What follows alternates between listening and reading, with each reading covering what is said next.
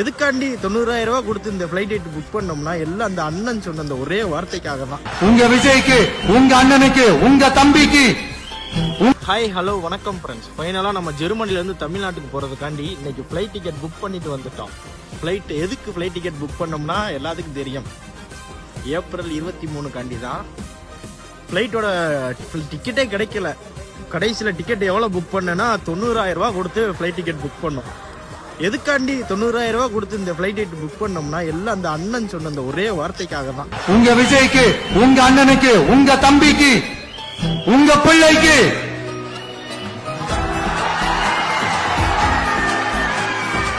ஒரே ஒரு வாய்ப்பு கொடுங்க.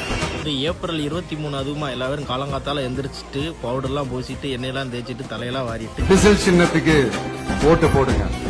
உங்கள் ஓட்டு விசில் சின்னத்துக்கு. சின்னத்தை மறந்துடாதீங்க மக்களே. சூஸ் ஆஃப் வீரர் சேகன் காய்ஸ்.